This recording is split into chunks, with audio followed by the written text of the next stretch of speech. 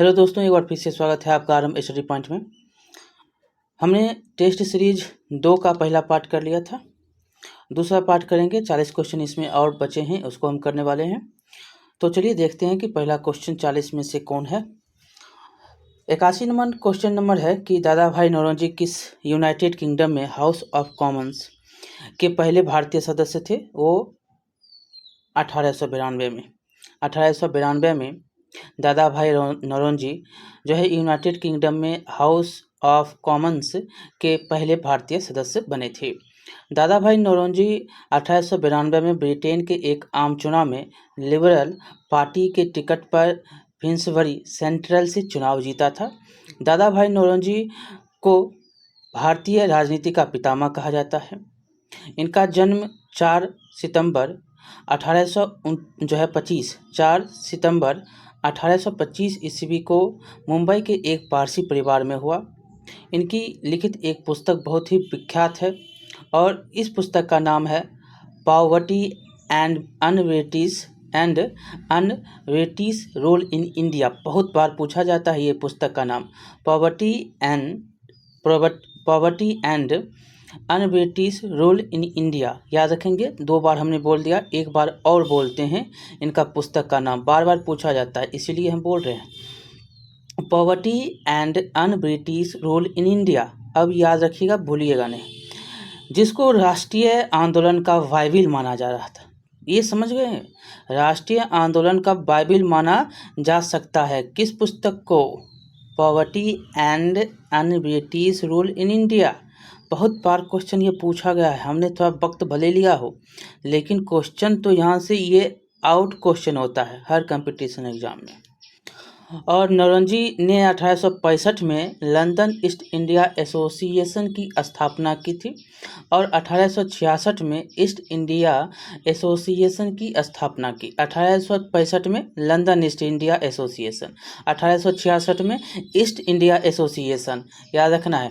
और दादा भाई नौरोजी ने वर्ष 1851 में रहनुमाई मजदाइसन सभा और 1854 में पाक्षिक पत्रिका राष्ट्र गुप्तार का प्रकाशन किया। इतना क्वेश्चन जो है, और क्वेश्चन है इनमें जो है पूरा जीवनी तो अभी नहीं बता सकते, नहीं पूरा जीवनी लिखा है, तो ये क्या हो जाएगा 1892। इतनी सारी बात दादा भाई नौरोजी के बारे में आपने पढ़ा, 2-3 मिनट लग गया होगा।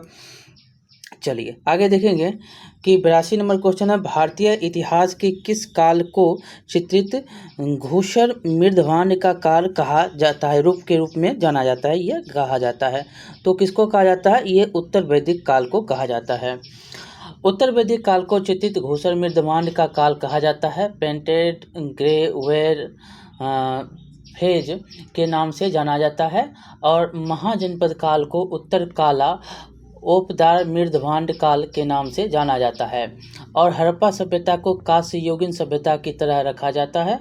और हड़प्पा सभ्यता और ताम्रपाषाण संस्कृति काल में लाल और काला मृदभांड का प्रयोग होता था। ये काला और लाल का याद रखेंगे, हड़प्पा सभ्यता वाला। और भारत में लोहा का सर्वप्रथम प्रयोग उत्तर वैदिक काल में प्रारंभ हुआ। चलिए आगे चलेंगे। 83 नंबर, यूरोपीय बैंकिंग प्रणाली पर आधारित भारत में पहला बैंक निम्न में से कौन था?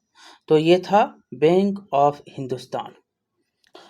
यूरोपीय बैंकिंग प्रणाली पर आधारित भारत का पहला बैंक अलेक्जेंडर एंड कंपनी द्वारा स्थापित 1770 में कलकत्ता में बैंक ऑफ हिंदुस्तान का नाम है।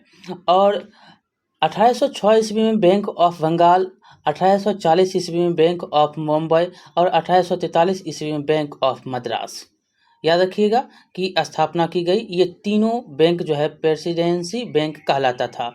1806 बंगाल, 1840 मुंबई, 1843 मद्रास। 1806 वाला याद रखना है, 1840 वाला याद रखना है, 1843 वाला याद रखना है, और तीनों को जोड़ देंगे तो हो जाएगा प्रेसिडेंसी बैंक। और 1921 ईस्वी में तीनों प्रेसिडेंसी बैंक को मिलाकर क्या बनाया गया? एम्पीरियल बैंक ऑफ इंडिया की स्थापना की गई। कब? तो बंगाल बॉम्बे, मद्रास, तीनों को जोड़ दिया गया 1921 में और बन गया क्या, तो इंपीरियल बैंक ऑफ इंडिया के नाम से स्थापना इसकी होती है। और 1 जुलाई 1955 को इस बैंक का राष्ट्रीयकरण करके SBI नाम दिया गया। भारतीय, आप देखते हैं ना, SBI, state bank of India. तो SBI कब बना, तो 1 जुलाई 1955। किन किन, पहले तो आपको समझना है कि पहले कौन था, ये तीनों को ऐड कर दिया, बन गया क्या, ये तीनों को ऐड किया तो बन गया इंपीरियल बैंक ऑफ इंडिया। और इस तीनों को जो है, इन तीनों को जब भारत आज़ाद होता है तो ये क्या कहला जाता है, इंपीरियल। अब क्या हो जाएगा, SBI के नाम से जाना जाएगा 1 जुलाई 1955। SBI क्या है, SBI भारत का सबसे बड़ा व्यावसायिक बैंक है और वेसल मानदंड को पूरा करने वाला भारत का एकमात्र व्यावसायिक बैंक SBI है, state bank of India. 84 number देखिएगा, शाहजहां की किस पुत्री ने कैद के समय उसकी सेवा की थी। शाहजहां की कौन सी पुत्री थी, वो थी जहां आरा। जहां आरा ने जो है कैद के समय शाहजहां की सेवा की थी। शाहजहां को औरंगजेब ने क्या किया था, आगरा के शाहबुर्ज में 1658 ईस्वी को कैद कर दिया था। कहाँ, आगरा में। शाहजहां की मृत्यु 22 जनवरी 1666 को 58 में कैद करता है, 66 में होता है, मतलब 8 साल जो वो कैद में रहता है। इन्हें आगरा में मुमताज़ के कब्र के बगल में दफना दिया गया। और याद रखना है कि कहाँ, तो आगरा में मुमताज़ के कब्र के बगल में दफनाया गया। शाहजहां के 7 संतान जीवित थे। शाहजहां की 3 पुत्री थी। एक था नाम जो है, नाम सुनिएगा शाहजहां की पुत्री का, जहां आरा, गौहर आरा और रोशन आरा, ये 3 पुत्री थी और 4 इसके पुत्र थे। ठीक है, 4 पुत्र का तो नाम जानते ही हैं। अगला देखेंगे, इसमें जो है सबसे उत्तराधिकारी सबसे बड़ा पुत्र था, वो था दारा शिकोह। कौन था, दारा शिकोह था। ठीक है, और यहाँ से जो है दारा शिकोह और 3 भाइयों को मारकर औरंगजेब ने जो है खुद राजा बना, और यह जो है आप जानते हैं। चलिए, 85 नंबर क्वेश्चन है कि निम्न में से कौन सा देश भू आविष्कृत देश नहीं है, वो बांग्लादेश है। ये जो है डेल्टाई देश है और यह जो है नदियों का देश कहा जाता है बांग्लादेश को। और विश्व का सर्वाधिक जनसंख्या वाला स्थलरुद्ध देश जो है इथियोपिया है। और सबसे बड़ा जो है क्षेत्रफल भू आविष्कृत देश जो है कजाकिस्तान है और लिजेस्टीन तथा उज्बेकिस्तान दोहरे भू आविष्कृत वाला देश है। ठीक है, चलिए आगे चलेंगे। यहाँ पर 86 नंबर क्वेश्चन, ज़्यादा समय। संसदीय प्रणाली में राष्ट्रपति द्वारा विधायी, न्यायिक एवं आपातकालीन शक्तियों का उपयोग वास्तव में किसकी सलाह पर किया जाता है, तो ये किसकी सलाह पर किया जाएगा, ये किया जाएगा मंत्री परिषद की सलाह पर। मतलब संसदीय प्रणाली में राष्ट्रपति द्वारा विधायी या न्यायिक आपातकालीन शक्तियों का उपयोग वास्तव में किसकी सलाह, तो मंत्री परिषद की सलाह पर किया जाता है। ठीक है, और संविधान के अनुच्छेद 53 के तहत संघ की कार्यपालिका शक्ति किसके निहित है, किसमें, तो राष्ट्रपति में निहित होती है। और अनुच्छेद 71(1) के तहत राष्ट्रपति अपने कृत्यों का प्रयोग मंत्री परिषद की सलाह पर करता है। अनुच्छेद 352 के अंतर्गत जो है राष्ट्रपति राष्ट्रीय आपात की घोषणा युद्ध या बाह्य आक्रमण या सशस्त्र विद्रोह की स्थिति में कर सकता है। और अनुच्छेद 356 के अनुसार राज्यों में संवैधानिक तंत्र के विफल हो जाने की दशा में राज्यों में राष्ट्रपति शासन लागू हो सकता है। और अनुच्छेद 360 वित्तीय आपातकाल घोषित करने का प्रावधान है। इतनी बातें। चलिए आगे देखेंगे 87 नंबर। किसी अर्थव्यवस्था में सामान्य मूल स्तर में निरंतर वृद्धि को क्या कहा जाता है, तो इसको कहते हैं मुद्रास्फीति। मुद्रास्फीति इसको कहा जाता है। किसी अर्थव्यवस्था में सामान्य मूल स्तर में निरंतर वृद्धि धीरे धीरे हो रहा है, उसको मुद्रास्फीति के नाम से जानते हैं। मुद्रास्फीति वह स्थिति है जिसमें कीमत स्तर में वृद्धि होती है तथा मुद्रा का मूल्य गिरता है। मुद्रास्फीति वह अवस्था है जब वस्तुओं का उपलब्ध मात्रा की तुलना में मुद्रा तथा साख की मात्रा में अधिक वृद्धि होती है और फलस्वरूप मुद्रा के मूल्य स्तर में निरंतर वृद्धि होती है। मुद्रास्फीति के प्रभाव क्या होते हैं? तो उत्पादक वर्ग जो कृषक होता है, उद्योगपति होता है, जो व्यापारी होता है को लाभ होता है, और जो ऋणी होता है, ऋणी को लाभ तथा ऋणदाता को हानि होता है। और जो निश्चित आय वाले वर्ग को हानि होती है, जबकि परिवर्तित आय वाले वर्ग को लाभ होती है। समाज में आर्थिक जो है विषमताएं बढ़ जाती है। धनी वर्ग और धनी तथा निर्धन वर्ग और निर्धन होता चला जाता है। धनी धनी निर्धन निर्धन होता हुआ चला जाता है। और व्यापार संतुलन पर प्रतिकूल प्रभाव पड़ता है, क्योंकि आयात में वृद्धि तथा निर्यात में कमी हो जाती है। 88 नंबर क्वेश्चन देखिएगा, कौन सा संघ राज्य क्षेत्र बालक बालिका अनुपात के सबसे निचले हिस्से पर है? वो कौन हो सकता है? दमन और द्वीप। दमन और द्वीप जो है संघ राज्य क्षेत्र बालक और बालिका अनुपात में सबसे कम निचले स्तर पर है। और यहाँ पर 2011 की जनगणना के अनुसार भारत में लिंगानुपात 943 है। भारत में जो है 943 है। और भारत सरकार ने 1994 में जन्म पूर्व मतलब गर्भ में लिंग परीक्षण निषेध कानून लागू किया था। और यहाँ पर दमन द्वीप में बालक बालिका अनुपात में भारी अंतर का मुख्य कारण क्या है? भारत में लड़कियां और लड़की के बीच भेदभाव का संकीर्ण संस्कृति, ये मुख्य भेदभाव है। अगला देखेंगे 89 नंबर क्वेश्चन की, देश की निम्नलिखित मिट्टियां में से किसे स्वतः कृषि मिट्टी कहा जाता है? तो इसको कहा जाता है कपास की काली मिट्टी को। कपास की काली मिट्टी को स्वतः कृषि मिट्टी कहा जाता है। काली मिट्टी में जल धारण की क्षमता क्या होती है? अधिक होती है, और इस कारण नमी अधिक रहती है। लाल मिट्टी जलवायविक परिवर्तनों के परिणाम स्वरूप रवेदार एवं कायांतरित सेलों के विघटन एवं नियोजन से होता है, और इस मिट्टी में सिलिका और आयरन की बहुलता होती है। लाल मिट्टी का रंग लौह ऑक्साइड की उपस्थिति के कारण से होता है। क्वेश्चन याद रखिए, लाल मिट्टी का रंग क्यों होता है लाल? तो इसमें जो है लौह ऑक्साइड की उपस्थिति होती है, लेकिन जल योजित रूप में यह पीली दिखाई पड़ती है। जब जल होता है तो ये पीली दिखाई देता है। चलिए 90 नंबर क्वेश्चन देखिएगा कि संसदीय प्रणाली में राष्ट्रपति द्वारा विधायी न्यायिक आपातकालीन शक्तियों का उपयोग वास्तव में किसकी सलाह पर किया जाता है? तो ये भी जो है मंत्रिपरिषद की सलाह पर किया जाता है। आपने ऊपर क्वेश्चन में जो है पढ़ा वही क्वेश्चन जो है लगभग है। चलिए, ये तो आपको 86 नंबर और 90 नंबर रिपीटेड क्वेश्चन है। इसमें देख रहे हैं ना कैसे क्वेश्चन बनाता। चलिए 91 नंबर क्वेश्चन देखिएगा।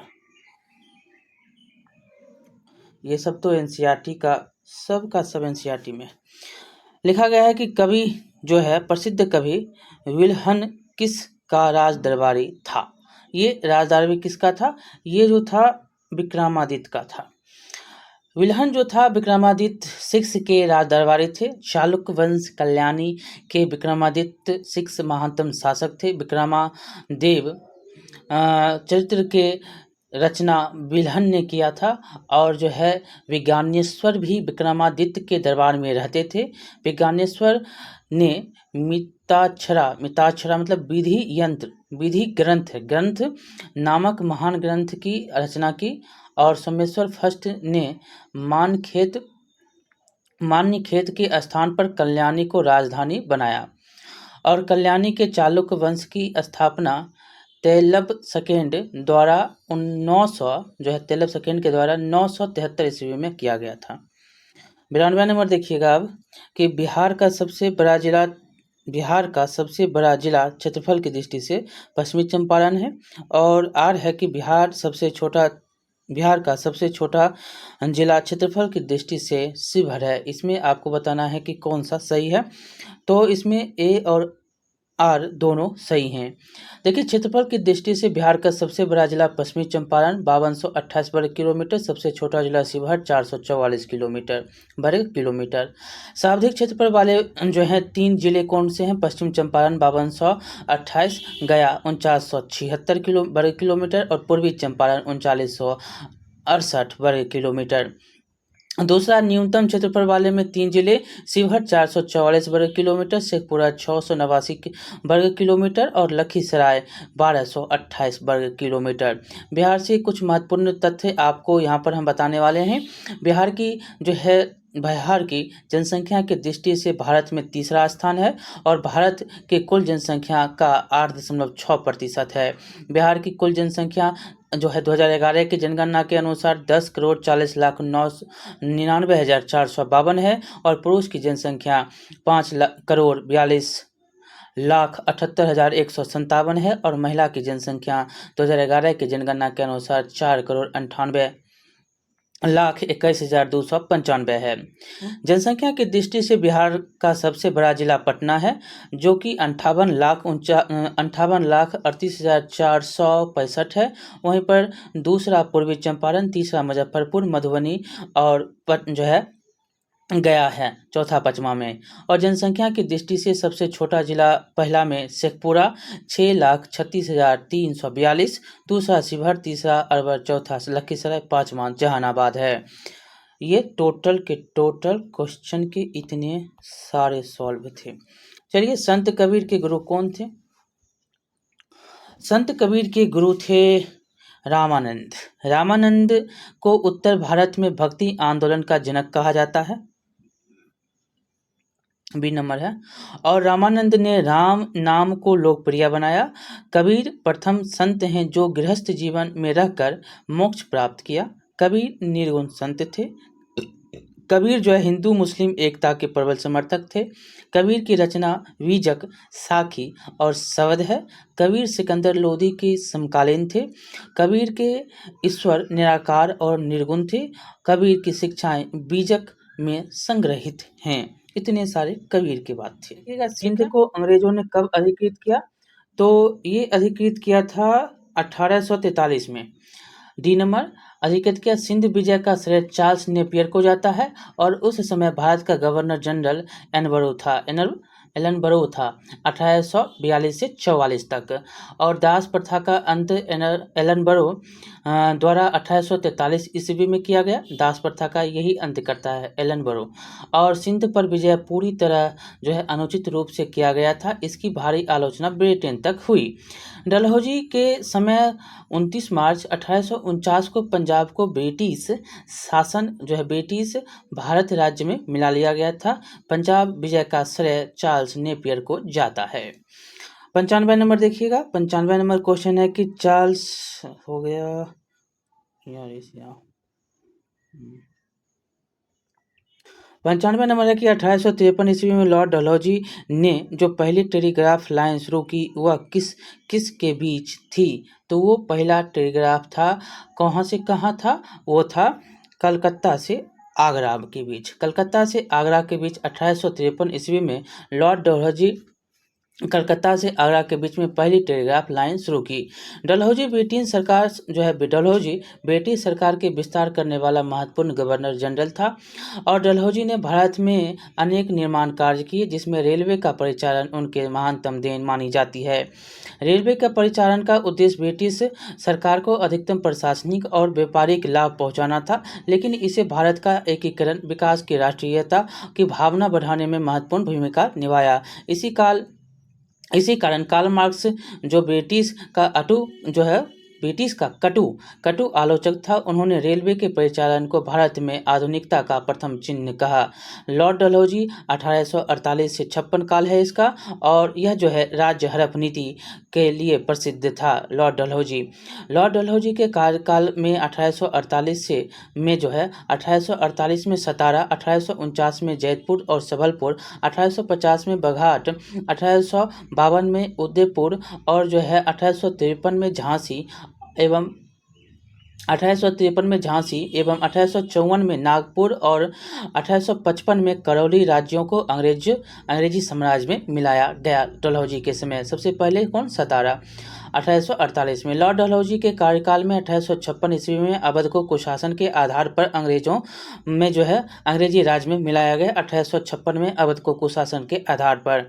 लॉर्ड डलहौजी के कार्यकाल में एक सार्वजनिक निर्माण विभाग की स्थापना की गई 1854 ईस्वी में। और लॉर्ड डलहौजी के कार्यकाल में 1855 ईस्वी में नागरिक सेवा में भर्ती मतलब ICS हेतु प्रतियोगिता परीक्षा शुरू लंदन में हुई। शुरू जो है ये प्रतियोगिता परीक्षा लंदन में शुरू होता है 1855 में, डलहौजी के ही कार्यकाल में। 1851 ईस्वी में प्रायोगिक तौर पर कलकत्ता और डायमंड हार्बर के बीच टेलीग्राफ लाइन शुरू किया गया था। कलकत्ता और डायमंड हार्बर के बीच जो है के बीच टेलीग्राफ शुरू किया गया था 1851 में।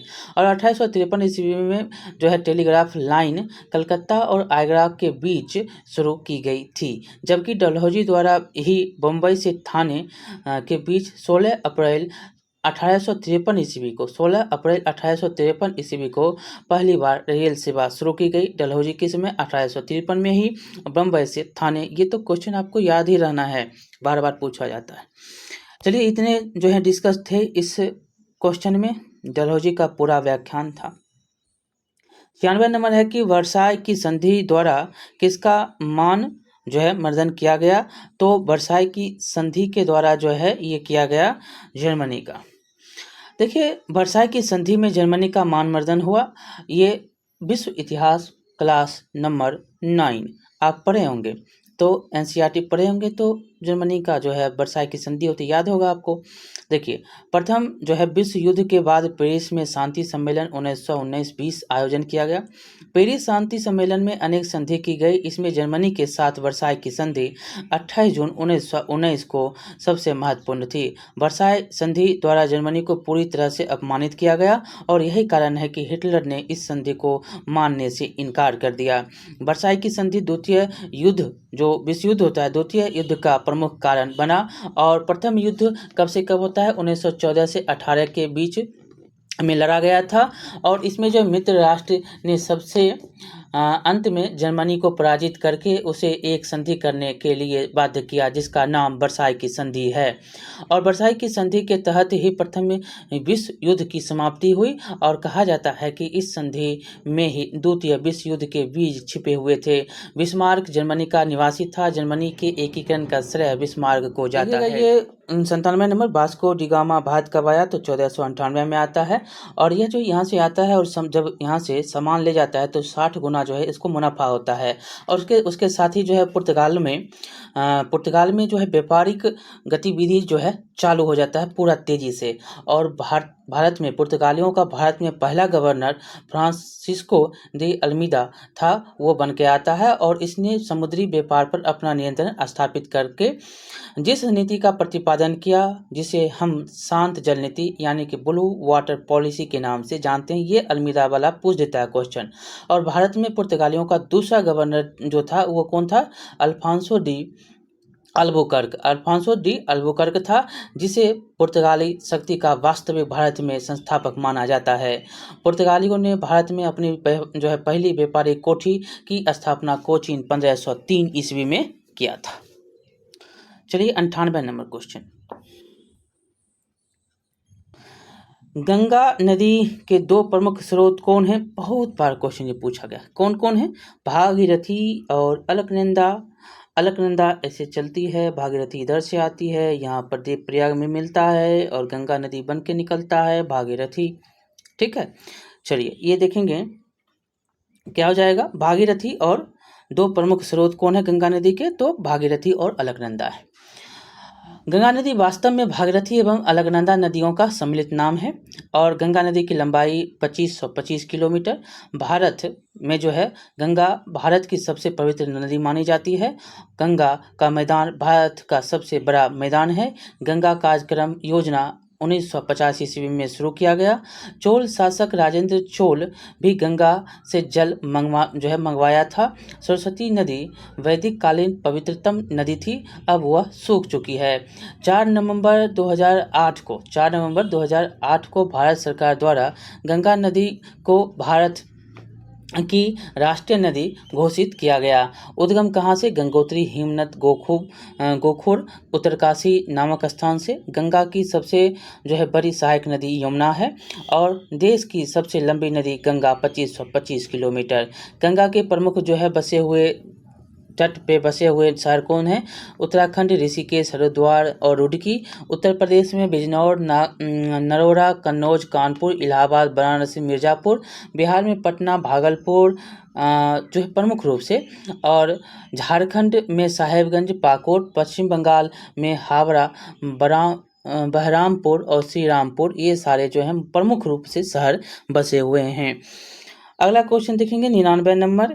पृथ्वी द्वारा सौर ऊर्जा प्राप्त करने की विधि कौन सी है? ये तो विकिरण हो जाएगा। क्या हो जाएगा? विकिरण विधि है। विकिरण पृथ्वी द्वारा सौर ऊर्जा प्राप्त करने की विधि है। किसी पदार्थ को उष्मा तरंगों से संचार द्वारा सीधे गर्म होने को विकिरण कहते हैं। और सूर्य से आने वाली विकिरणें किरणें होती हैं लघु तरंग वाली होती हैं, जो वायुमंडल को बिना गर्म किए ही उसे पार करके पृथ्वी तक पहुंच जाती है। पृथ्वी पर पहुंची हुई किरणों का बहुत सा भाग पुनः वायुमंडल में चला जाता है। इसे भौमिक विकिरण कहा जाता है। वायुमंडल भौमिक विकिरण से अधिक गर्म होती है और भौमिक विकिरण लंबी तरंगे होती है। हो गया ये। अब है 100 नंबर क्वेश्चन। बिली बिली का अभिप्राय क्या होता है? बिली बिली का अभिप्राय ऑस्ट्रेलिया के निकट उष्णकटिबंधीय चक्रवात को कहा जाता है। ये ए नंबर उत्तर हो जाएगा। और बोरा बोरा होता है एड्रियाटिक तट और मिस्टल स्पेन एवं फ्रांस में स्थानीय शीतल हवा है। पुर्गा क्या है? पुर्गा टुंड्रा प्रदेश में शीतल हवा है। बरगस क्या है? दक्षिण अफ्रीका में गर्म हवा है। और अयाला फ्रांस में गर्म हवा कहलाता है। और सामून ईरान में गर्म हवा के नाम से जाना जाता है। देखिएगा 101 नंबर क्वेश्चन कि संसदात्मक और अध्यक्षात्मक रूप में सरकारों के वर्गीकरण का आधार है। तो क्या हो जाएगा आधार? तो विधायिका और कार्यपालिका से संबंधित। देखिए संसदात्मक और अध्यक्षात्मक रूप में सरकारों में वर्गीकरण का आधार विधायिका और कार्यपालिका से संबंध है। संसदात्मक प्रणाली का जनक ब्रिटेन है और संसदात्मक प्रणाली में कार्यपालिका संसद के प्रति जिम्मेदार होती है। संसदात्मक प्रणाली में संसद ही सर्वोच्चता होती है। संसद की लोकसभा जनता के प्रति जिम्मेदार होता है। कार्यपालिका के कार्यपालिका के सदस्य के लिए संसद का सदस्य होना अनिवार्य होती है। यदि नहीं है तो मंत्री को 6 माह के अंदर सदस्यता प्राप्त करना अनिवार्य होता है। अतः क्या होगा? अथवा वह स्वतः पद से मुक्त हो जाएगा, 6 महीने तक नहीं लेगा तो। अध्यक्षात्मक प्रणाली में राष्ट्र का प्रमुख राष्ट्रपति और प्रत्यक्ष रूप से चुना जाता है और वास्तविक कार्यपालिका होता है। और जबकि संसदात्मक प्रणाली में राष्ट्र का प्रमुख नाम मात्र का होता है, वास्तविक शक्ति का प्रयोग मंत्रिमंडल करता है। अध्यक्षात्मक प्रणाली में मंत्री सदन के प्रति जिम्मेदार नहीं होता है और अध्यक्षात्मक प्रणाली में मंत्री का सदन का सदस्य होना अनिवार्य नहीं है। अमेरिका अध्यक्षात्मक प्रणाली का श्रेष्ठ उदाहरण है। अब 102 देखिएगा। राज्यसभा के 1/3 सदस्य के निर्वाचित होने की अवधि क्या है? 2 वर्ष, 6 वर्ष, कितना होता है? 2 वर्ष होता है, प्रति 2 वर्ष। राज्यसभा के 1/3 सदस्यों की नियुक्ति प्रति 2 वर्ष के बाद हो जाती है और राज्यसभा अस्थायी सदन है, उच्च सदन कहा जाता है और इनके 1/3 सदस्य प्रत्येक 2 वर्ष पर नए चुने जाते हैं और एक सदस्य की अवधि 6 वर्ष होती है। संसद के अंतर्गत राष्ट्रपति, लोकसभा और राज्यसभा तीनों आते हैं। अनुच्छेद 79 के अधीन राज्यसभा को कुछ ऐसा अधिकार है जो लोकसभा को नहीं है। जैसे अनुच्छेद 249 के अधीन यह अधिकार केवल राज्यसभा को प्राप्त है कि राज्य सूची के किसी भी विषय को राष्ट्रीय हित में घोषित कर सकता है। ऐसी स्थिति में संसद उस विषय पर कानून बना सकती है जिसे राज्यसभा ने राष्ट्रीय हित में घोषित किया है। एक बार राज्यसभा से अनुमोदन के बाद 1 वर्ष तक कानून बना रहेगा। और अनुच्छेद 312 के अधीन केवल राज्यसभा को ही यह अधिकार है कि अखिल भारतीय स्तर की किसी सेवा का सृजन या उत्साधन जो है संबंधित प्रस्ताव पारित करने पर संसद कानून बना सकती है। संयुक्त अधिवेशन के दौरान संख्या बल कम होने के कारण तथा धन विधेयक को छोड़कर राज्यसभा की महत्वपूर्ण भूमिका है। और संविधान संशोधन विधेयक और धन विधेयक पर संयुक्त अधिवेशन नहीं होता है। याद रखिएगा, संविधान संशोधन विधेयक और धन विधेयक पर संयुक्त अधिवेशन नहीं होगा। 103 नंबर आप देखिएगा, 103 नंबर कि न्याय के आर्थिक आयाम पर निम्नलिखित में से किनके द्वारा जोर दिया गया है। न्याय के आर्थिक आयाम पर किनके द्वारा जोर दिया गया है? ये दिया गया है पूंजीवादियों के द्वारा। न्याय के आर्थिक आयाम पर पूंजीवादियों द्वारा जोर दिया गया है। पूंजीपतियों का विचार है कि पूंजी श्रम, जोखिम और प्रबंधन का फल है। पूंजी श्रम, जोखिम और प्रबंधन का फल है। पूंजीपति यह कहने का प्रयास करता है कि पूंजी स्वतंत्र रूप से विचरण करती है जो बाजार और आपूर्ति पर निर्भर करती है। द्वितीय विश्व युद्ध के समापन के समय पूर्व सोवियत संघ मतलब रूस और संयुक्त राज्य अमेरिका के बीच शक्ति का ध्रुवीकरण हो गया। यूएसए ने पूंजीवादियों का नेतृत्व किया, वहीं पूर्व सोवियत संघ ने समाजवादियों का नेतृत्व किया। दोनों गुट के करीब के बीच 1990 तक जब पूर्व सोवियत संघ विघटित हो गया। कब हो गया? 26 दिसंबर 1991 को तो ये विघटित हो गया। और शीत युद्ध जिसको कोल्ड वार कहते हैं ये चलता रहा 1990 तक। शीत युद्ध वाक युद्ध की तरह होता है जिसमें अंतर्राष्ट्रीय स्थिति कटुतापूर्ण होती है। शीत युद्ध क्या होता है? वाक युद्ध की तरह होता है जिसमें अंतर्राष्ट्रीय स्थिति की कटुतापूर्ण बातें होती रहती है। ये हो गया आपका पूंजीवादी। 104 नंबर क्वेश्चन देखिएगा कि विश्व की प्रथम महिला प्रधानमंत्री थी। सबसे पहला विश्व की प्रथम महिला प्रधानमंत्री कौन थी 104 में? तो ये थी श्री मावो भंडार नायके। विश्व की प्रथम महिला प्रधानमंत्री श्रीलंका की श्री मावो भंडार नायके थी और 1960 ईस्वी में श्रीलंका की प्रधानमंत्री बनी। भारत में प्रथम महिला प्रधानमंत्री श्रीमती इंदिरा गांधी और भारतीय कांग्रेस की प्रथम महिला अध्यक्ष कौन है? एनी बेसेंट 1917 में कलकत्ता अधिवेशन में बनी। भारतीय कांग्रेस की प्रथम महिला अध्यक्ष एनी बेसेंट 1917 में कलकत्ता अधिवेशन में। अगर कहेगा कि भारत का प्रथम भारतीय महिला सरोजिनी नायडू जो कि 1925 ईस्वी में कानपुर अधिवेशन की अध्यक्षता की। अगर पूछेगा प्रथम भारतीय तो ये हो जाएंगे सरोजिनी नायडू 1925 कानपुर। अगर कहेगा कि भारतीय कांग्रेस की प्रथम महिला पूछ देगा तब एनी बेसेंट 1917 कलकत्ता अधिवेशन। भारत की प्रथम महिला प्रधानमंत्री इंदिरा गांधी और विश्व की कौन? तो श्रीलंका की श्रीमती श्री मावो भंडार नायके।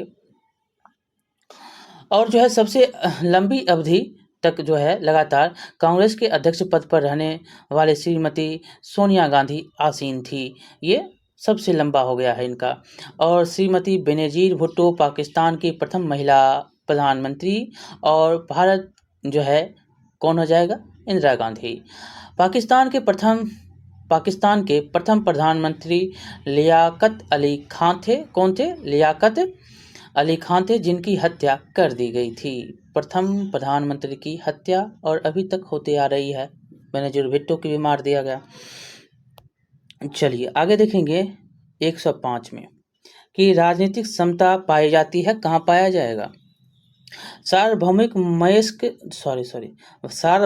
वयस्क मताधिकार में। कहाँ पे? सार्वभौमिक वयस्क मताधिकार में राजनीतिक समता पाई जाती है।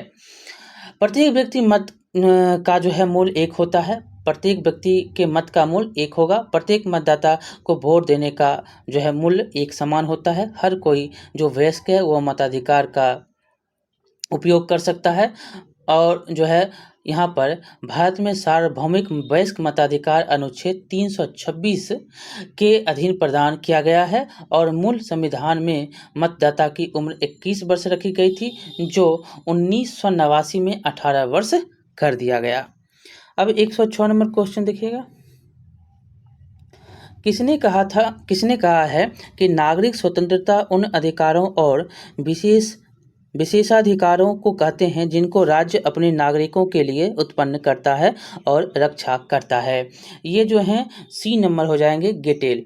गेटेल ने कहा है कि नागरिक स्वतंत्रता उन अधिकारों और विशेषाधिकारों को कहते हैं जिनको राज्य अपने नागरिकों के लिए उत्पन्न करता है और रक्षा करता है। नागरिक स्वतंत्रता वह स्वतंत्रता है जो किसी समाज में प्राप्त होती है। यह व्यक्ति के सर्वांगीण विकास के लिए आवश्यक है, क्योंकि इसमें स्वतंत्र रूप से कार्य करने का अधिकार शामिल है। दूसरा यहाँ पर पॉइंट और है कि नागरिक स्वतंत्रता के दो पहलू हैं, एक है सकारात्मक और एक है नकारात्मक। 107 नंबर क्वेश्चन, इंग्लैंड में गौरवपूर्ण क्रांति कब हुई? इंग्लैंड में गौरवपूर्ण क्रांति कब हुई? तो ये हुई 1688 ईस्वी में।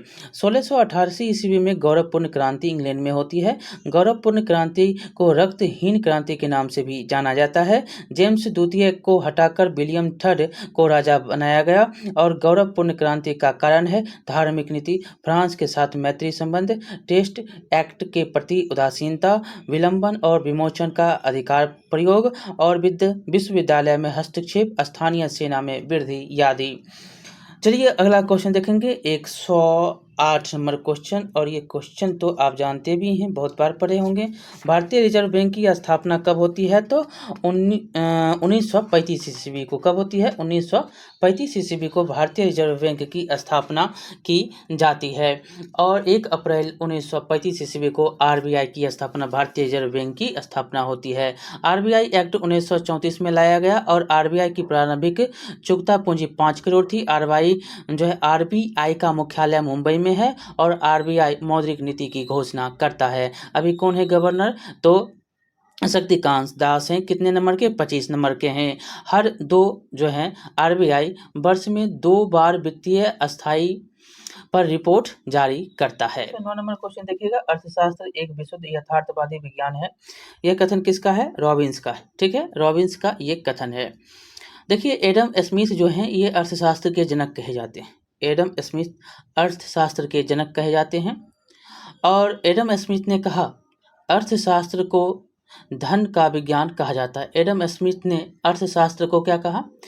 अर्थशास्त्र को धन का विज्ञान कहा है। ठीक है, चलिए 110 नंबर क्वेश्चन देखेंगे। अकबर के 9 रत्नों में से किसके निर्देशन में महाभारत का अनुवाद फारसी में किया गया? 9 रत्न में किसके निर्देशन में महाभारत का अनुवाद किया गया था फारसी में? ये था फैजी के निर्देशन में महाभारत का अनुवाद फारसी में किया गया। अकबर ने एक अनुवाद विभाग सृजित किया था और इस विभाग का प्रमुख फैजी को बनाया गया था। फैजी के निर्देशन में ही महाभारत और रामायण का फारसी में अनुवाद शेख सुल्तान बदायूनी और नकीब खां के संयुक्त प्रयास में किया गया और महाभारत के फारसी अनुवाद को रजनामा कहा गया। और लीलावती और नल दमयंती कथा का फारसी में अनुवाद फैजी ने किया। पंचतंत्र का फारसी में अनुवाद अबुल फजल में अनवर ए सादात नाम से एक मौलाना हुसैन फैजी ने यार ए दानिश नाम से किया। पंचतंत्र का फारसी अनुवाद अबुल फजल ने अनवर ए सादात नाम से तथा मौलाना हुसैन फैजी ने यार ए दानिश के नाम से पंचतंत्र को किया था फारसी में। और अथर्ववेद का फारसी में अनुवाद हाजी इब्राहिम सरहिंद ने किया और मुल्ला शाह महमूद ने राज तरंगिणी का फारसी में अनुवाद किया। इतना बाप रे। चलिए आगे देखेंगे, यहाँ तो समझ गए क्या क्या कौन किया। चलिए 111 नंबर देखेंगे। लिखा गया है कि अलमाटी बांध किस नदी पर बना है? अलमाटी बांध किस नदी पर बना है? तो ये कृष्णा नदी पर बना है। सी। कृष्णा नदी का उद्गम जो है महाबलेश्वर के समीप पश्चिम बंगाल की खारी घाट पहाड़ से हुआ और कृष्णा नदी की लंबाई 1401 किलोमीटर। कृष्णा की कुछ सहायक नदी भीमा, तुंगभद्रा, मूसी, अमरावती, कोयना, मालप्रभा, पंचगंगा, दूध गंगा और जो है घाट प्रभा आदि है। नागार्जुन सागर परियोजना आंध्र प्रदेश में है और अविभाजित है। और तुंगभद्रा नदी पर जो है आंध्र प्रदेश और कर्नाटक का संयुक्त परियोजना है। और पंचित बांध दामोदर नदी पर है। झारखंड और पश्चिम बंगाल की संयुक्त योजना है। और तिलैया परियोजना बराकर नदी पर है और तिलैया परियोजना झारखंड में है।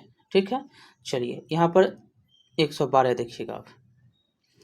भारतीय राष्ट्रीय कांग्रेस में राष्ट्रीय शब्द प्रभावित था, तो ये किससे था? तो ये जो था ब्रिटिश शासन के विरुद्ध प्रतिक्रिया से भारतीय राष्ट्रीय कांग्रेस में राष्ट्रीय शब्द ब्रिटिश शासन के विरुद्ध प्रतिक्रिया से प्रभावित था।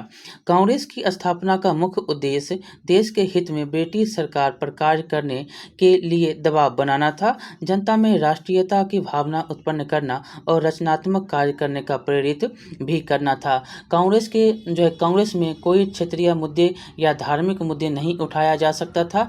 भारत के स्वतंत्रता संग्राम को 3 चरणों में बांटा गया: उदारवादी चरण, उग्रवादी चरण और गांधीवादी युग।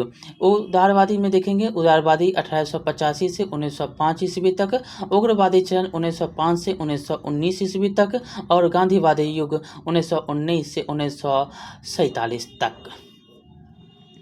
113 नंबर क्वेश्चन देखिएगा कि भारत में स्थित प्रमुख मत्स्य ग्रहण पोषशाला कहाँ पर है? तो ये आपको है कोचीन में। कहाँ पर है? कोचीन में। भारत का प्रमुख मत्स्य ग्रहण पोषशाला कोचीन में अवस्थित है। कोचीन भारत का सबसे बड़े प्रांगण वाला बंदरगाह है और हड़प्पा सभ्यता में लोथर बंदरगाह था जो कि गुजरात में है।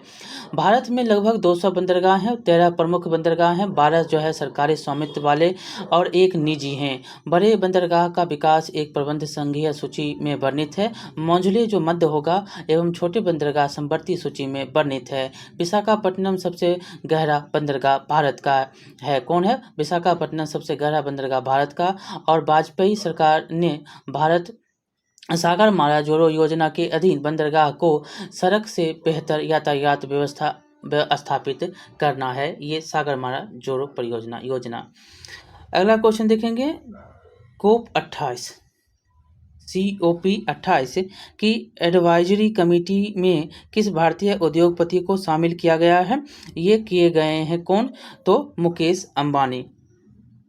COP28 की एडवाइजरी कमेटी में भारतीय उद्योगपति मुकेश अंबानी को शामिल किया गया है। रिलायंस इंडस्ट्रीज लिमिटेड के अध्यक्ष मुकेश अंबानी को अंतर्राष्ट्रीय सलाहकार समिति सदस्य के रूप में नामित किया गया है। COP28 का आयोजन दुबई में किया जाएगा। कहाँ होगा? दुबई में होगा। अगला है कि वॉर एंड वुमन पुस्तक के लेखक कौन है? वॉर एंड वुमन की पुस्तक के लेखक डॉक्टर M.A. हसन हैं। M.A. हसन 2 नंबर। और जो इसमें है कि इस पुस्तक में बांग्लादेश मुक्ति संग्राम के दौरान युद्ध अपराधों की व्याख्या की गई है। जेनेवा में संयुक्त राष्ट्र मानवाधिकार परिषद के 52वें सत्र के दौरान पुस्तक का विमोचन किया गया, इसलिए ये जो है फेमस भी है और जो है ये इम्पोर्टेंट भी है। कौन लेखक हैं? M.N. हसन। और बांग्लादेश में जो युद्ध हुआ था उसका व्याख्यान है। और जेनेवा में संयुक्त राष्ट्र मानवाधिकार परिषद के 52वें सत्र में इस पुस्तक का विमोचन किया गया। 116 देखिएगा, टाटा IPL 2023 में पूरे टूर्नामेंट में सर्वाधिक रन बनाने वाले कौन खिलाड़ी थे? जिसको ऑरेंज कप मिला वो शुभमन गिल था। ठीक है, चलिए यहाँ पर आपको याद रखना है शुभमन गिल का। और उसके बाद जो है यशस्वी जायसवाल को मिला क्या? तो emerging player of the year घोषित किया गया। और जो है अजिंक्य रहाणे जो हैं उनको क्या मिला? तो fair play of the series से पुरस्कार से नवाजा गया। क्वेश्चन देखिएगा, मोनाको ग्रैंड प्रिक्स 2023 किसने जीता? तो मैक्स वेस्टरपेन ने जीता था। वेस्टरपेन ने जीता। और यह जो है 2023 का पुरस्कार जीता मैक्स वेस्टरपेन नीदरलैंड के रेडबुल चालक हैं। और दूसरे स्थान पर फर्नांडो अलोंसो स्पेन के रहे। अब 118 देखिएगा, आईफा अवार्ड 2023 में सर्वश्रेष्ठ फिल्म किसे घोषित किया गया? तो यह जो है सर्वश्रेष्ठ फिल्म घोषित किया गया दृश्यम 2 को, और ऋतिक रोशन को विक्रम वेधा हेतु जो है बेस्ट एक्टर का पुरस्कार, best actor in a leading role पुरुष से इनको घोषित किया गया विजेता, और आर माधवन को रॉकेटरी हेतु बेस्ट डायरेक्टर का अवार्ड दिया गया। 19 नंबर क्वेश्चन देखिएगा, मई 2023 में मई 2023 में 57वां ज्ञानपीठ पुरस्कार किसे दिया गया? तो ये दामोदर मौजो को दिया गया। और 2021 का 56वां जो है ये नीलमणि फुकन को दिया गया था। ये जो है कोंकणी भाषा के उपन्यासकार कौन? मौजो। कोंकणी जो है भाषा के उपन्यासकार, आलोचक, पटकथाकार, ये सब जो है लेखक थे। ये 57वां मई 2023 में 2022 के लिए जो है दामोदर मौजो को यह पुरस्कार बस 2022 के लिए दिया गया है। और 2021 के लिए जो है 56वां जो है 56 नंबर का नीलमणि फुकन को दिया गया। और अंतिम क्वेश्चन आपका है, हिंदी पत्रकारिता दिवस 2023 कब मनाया गया? ये मनाया गया 30 मई को हिंदी पत्रकारिता दिवस 2023 30 मई को मनाया गया। हिंदी पत्रकारिता दिवस याद रखना है। और हिंदी भाषा में उन्नत मातंड के नाम से पहला समाचार, हिंदी जो है भाषा में उन्नत मातंड के नाम से पहला समाचार पत्र 30 मई 1826 को कलकत्ता से प्रकाशित किया गया था। और उदंत मार्तंड पत्र के संपादक श्री जुगल किशोर शुक्ला थे। और विश्व प्रेस दिवस का जो है विश्व प्रेस स्वतंत्रता सूचकांक 2023 में भारत का 161वां नंबर है। विश्व प्रेस स्वतंत्रता सूचकांक में भारत का कितना नंबर? 161 नंबर। तो चलिए टोटल 120 समाप्त हुई। बहुत सारे क्वेश्चन में आपको जो है देखने को मिला होगा कि कितना फैक्ट है। ठीक है, चलिए मिलते हैं अगले चैप्टर में। लाइक शेयर सब्सक्राइब जरूर करिएगा। बहुत बहुत धन्यवाद।